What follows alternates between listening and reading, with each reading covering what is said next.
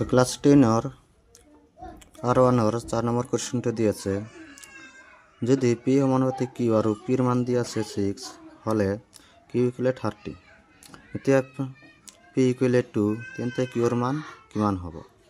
এই নাম্বারটা দিয়ে আছে 12, বি 20, সি 10, ডি 15। 4 নম্বরটা দিয়ে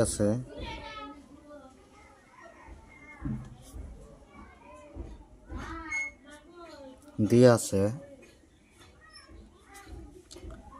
कि P इक्वल 6, Q इक्वल 30, যত P সমানুপাতিক Q। তো আমি জানো যে সমানুপাতিক চিহ্নটো উঠাই দিলে ইয়াৰ পিছত কি আহে, এটা ধ্ৰুৱক আহে। P ইকুৱেল সমানুপাতিক চিহ্নটো উঠাই দিয়া, ইয়াৰ এটা ধ্ৰুৱক কে আহিল, গতিকে কে কিউ ইয়াতে লিখি দিবা যত কে এটা ধ্রুবক অর্থাৎ পির মান দিয়ে আছে 6 ইকুয়াল কে, কিউর মান দিয়ে আছে 30। অর্থাৎ তেনেহলে ইয়ার পৰা কের মান তুলিয়া কে ইকুয়াল কের লগত 30 কি পূরণ হয়ে আছে, থেকে 30/6, 6 রে একবার, 6 দিয়ে 30 5 বার, অর্থাৎ কে ইকুয়াল 1/5, কের মান ওলাল 1/5। আকৌ যেতিয়া পি ইকুয়াল 2 তেন্তে কিউর মান উলিওয়া। তার সূত্রটা আসলে কি, পি সমানুপাতিক কিউ, অর্থাৎ পি সমানুপাতিক চিহ্নটো উঠাই দিলে কি আহে, এটা ধ্রুবক কে আহে, কে কিউ।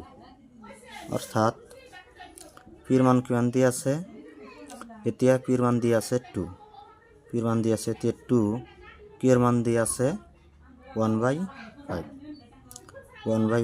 কিউ, কিউর মান কিমান আছে 30। তেনেহলে সরি ইয়াতে 30 নহ'ব, ইয়াতে কিউ থাকিব। গতিকে 2 ইকুয়াল কিউর লগত 1 পূরণ কৰি দিয়া, কিউ তলত আছে 5